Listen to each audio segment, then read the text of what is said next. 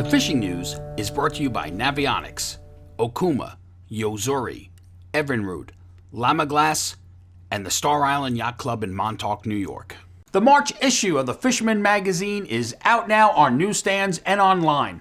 Anthony Critis has a great article with how to spruce up your jigs with durable and colorful skirts. Then Tony Salerno has what you need to know about targeting ling this spring. And then Toby Lipinski, the New England editor, has all the details on a new fisherman contest, the Kayak Clash. All of this and more in the March issue. Now let's check in with Fred Golofaro with the latest on the fishing scene.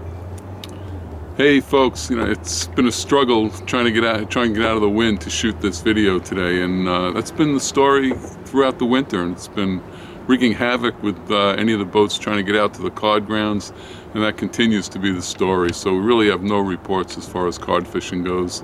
Boats have been pretty much grounded. We are still getting some reports of white perch, particularly in that mid-Suffolk area, some of the tidal creeks in there, like between Connetquot and Carmans River, and there's some winter over striped bass mixed with the white perch. That herring, nothing's really changed there either, other than if you want herring, go west. That Jamaica Bay and Rockaway Inlet area, that seems to be the place. It's been holding up all winter, and it's still the place to go. So aside from the fishing reports, there are some changes in fishing regulations that are finally set. I think we can assure you that this is the way it's going to be in 2020. As far as striped bass go, we are set with a slot limit of fish between 28 and 35 inches, and that's one fish per person, season April 15th to December 15th, so that hasn't changed. Up in the Hudson, there's a change also. North of the George Washington Bridge, the season does open April 1st, which has been the case, and it closes November 30th. But they've eliminated the one fish over 40 inches. They're protecting those fish that are spawning up there. So the size limit is now a slot between 18 and 28 inches on the Hudson River only. Bluefish are pretty cut and dry after all the talk about various options. The original ASMFC projection of 3 fish for the recreationals and 5 fish for the for-hires is in place. No size limits and no seasons. So these are all currently in effect. Fluke, porgies, and sea bass, there's really no change. They're status quo for this year anyway. And just as a reminder, on porgies, it's 30 fish at a 9-inch minimum size limit. For-hire boat passengers can keep 50 fish between September 1st and October 31st, and the season is open all year. Fluke remains at 19 inches, 4 fish, and same season, May 4th to September 30th. Sea bass, 15-inch size limit, and that runs from, you can keep 3 fish from June 23rd to August 31st. You can keep 7 fish from September 1st till the end of the year, December 31st. Blackfish, things get a little more complicated. We have 2 separate regions separating the island, the Long Island Sound region, which is from the Throgs Neck Bridge to a line drawn from Orient Point to Watch Hill, Rhode Island.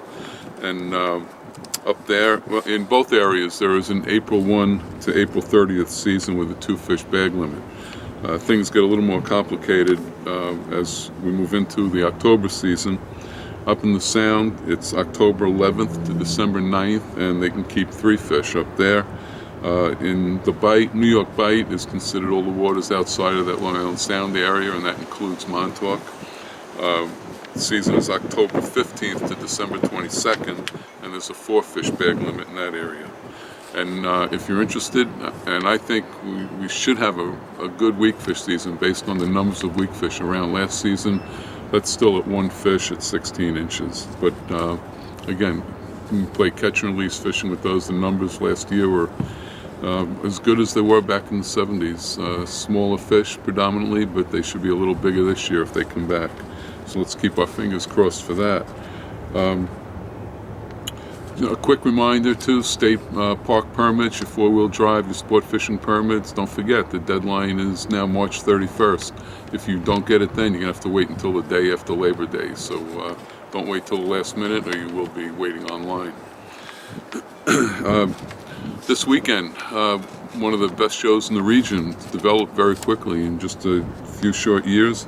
The Melville High School Fishing Expo is put on by the High School Fishing Club, and they do a great job. There's more exhibitors there than any other show in the region, well over 200.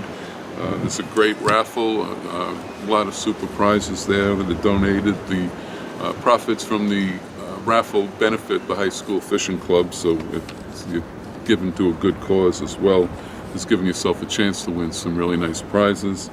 And there's really good seminars throughout the day, and bottom line, it's all free. It's free to get in. The seminars are free, so make it on down. That's this Saturday. We'll be there. Stop by, make sure you say hello, and the doors open at 8:30, so hope to see you there. Till next week, Fred Golofaro here for thefisherman.com. Here's a list of some of the party boats that are sailing for cod this winter. Spring will be here soon, and if you're in the market for a quality fishing boat that's affordable, check out a Sea Pro powered by Suzuki. For less than $400 a month, get you into all the action. Visit Cal's Family Boating Center for a test ride today. There have been some decent catches of white perch lately on some of the South Shore tidal creeks, and senior editor Fred Golofaro is back with what you need to know to target these elusive fish. Yeah, white perch is really an underrated fishery on Long Island. There's not a lot of people that take advantage of it, and it's really simple fishing. They're available in most of the tidal creeks along the South Shore. Generally, the best tide to catch those fish is on the last of the incoming and the first of the outgoing. Places like the Carmans River and Connetquot River do get more play than most other areas. And one of the nice benefits of the perch fishing is, in a lot of cases, there's a bycatch of winter over striped bass. So, you know, you're pretty much assured of some kind of action, and also sea-run trout. You'll get sea-run trout while you're targeting white perch.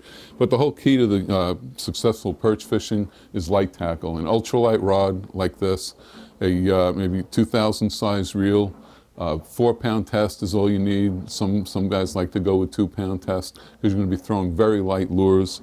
1/8 of an ounce to 3/16 of an ounce jig heads.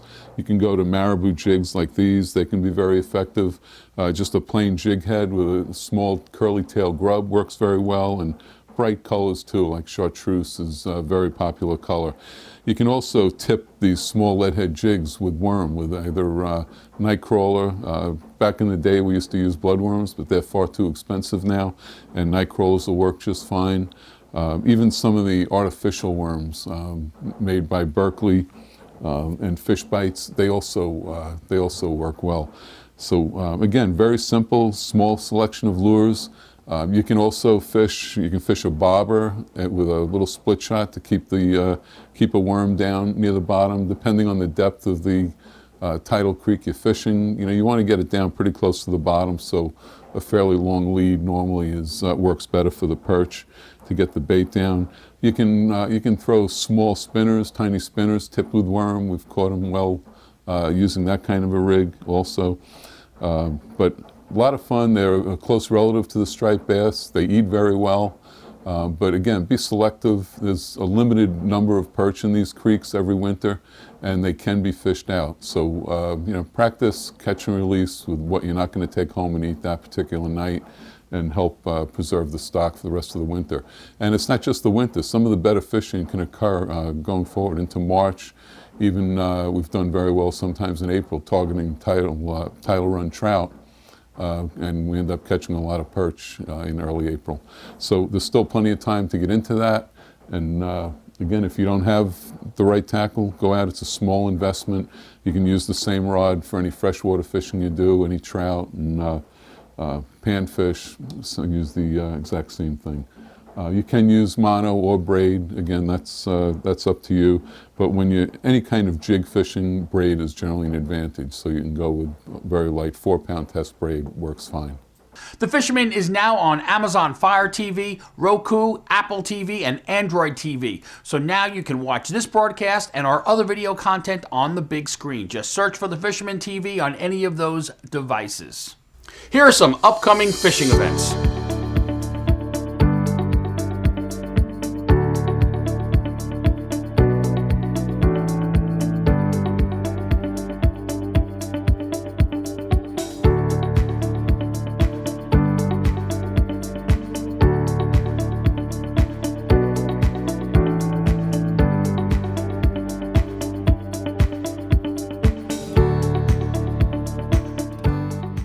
Remember, like our video, subscribe to our YouTube channel, and tap on the bell to be notified instantly when we post a new video on YouTube. And of course, be a subscriber to the Fisherman magazine to be part of the Dream Boat Contest and the Kayak Clash. Check out this video's description on YouTube for all the related links and more information. And stop by and see us at the Ward Melville show in Setauket and pick up your 3Rs sticker at the Fisherman booth. See you next week right here at thefisherman.com.